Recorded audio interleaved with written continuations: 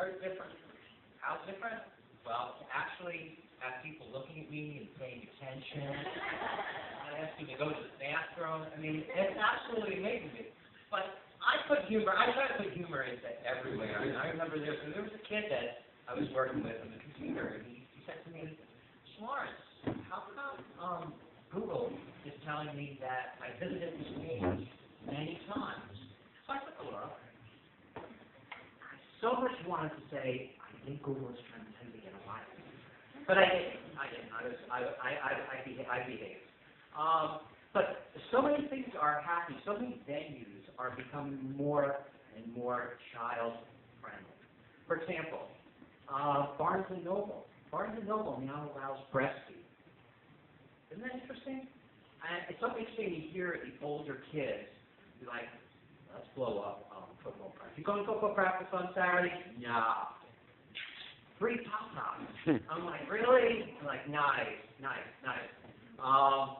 Also, you have the fact that the Museum of Natural History in New York is actually doing family overnight stays, which is interesting. I think that could be fun.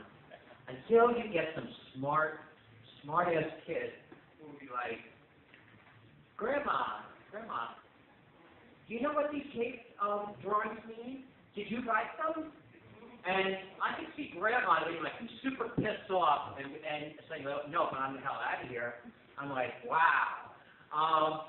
And it's just amazing how, these things happen that way. I have a friend who I call my literal friend.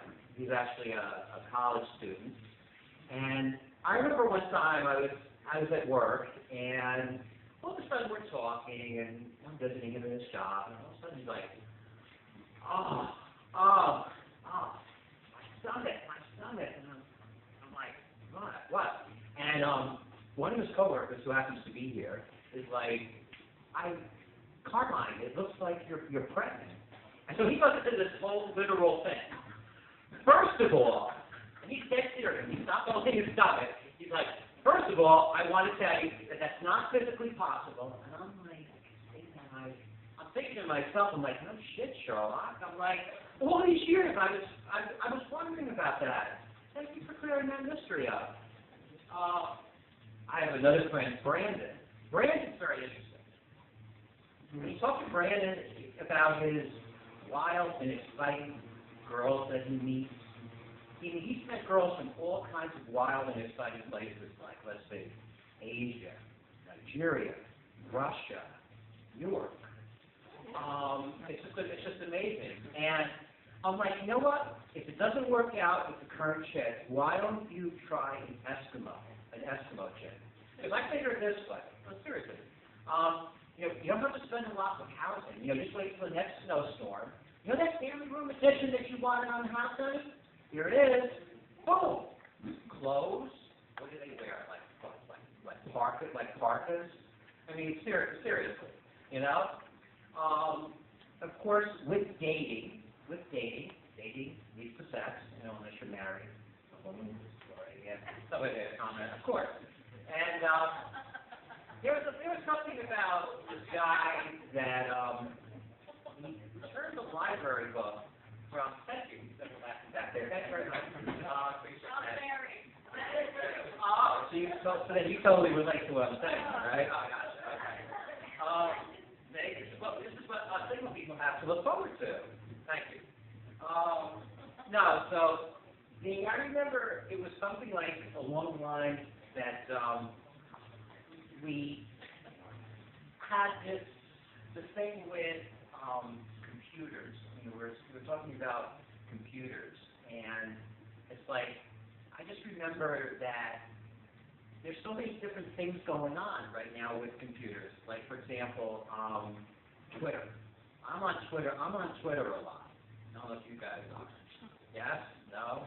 No. Yes? Let's say yes. I remember getting this thing. Twitter tries to get you to follow like certain celebrities. I get something like, do you know Melania Trump? Yeah, sure. Me, Mel, Don, we sit at the Trump Tower and discuss multi-million-dollar real estate deals all the time. Like, what? No, I don't think so. Also, let's see, what else do we have? We have Twitter. We also have just basically the internet in itself is really changing. You find all of this strange information. I remember seeing this guy, reading about this guy who didn't return a library book. He just returned. He took it out in 1959. Do you believe that? It was about sex. I said to myself, either this guy is the slowest reader in the world, or he found himself some damn good positions in there that he wanted to try and keep forever. I am serious. And in the spirit of Halloween, I read that there was a violent confrontation at a pumpkin patch in New Hampshire. Seriously, do you believe that? I'm like, I thought about that for a second, and I said to myself, this is what I think happened. I think the Great Pumpkin finally got pissed off being trapped in a Halloween Peanuts special. When he came out, when he rose out of the pumpkin patch, he was fucking violent. Have a great night, guys. You guys have been awesome. Thank you. Remember, make sure you guys happy. Make me happy. Have a great night.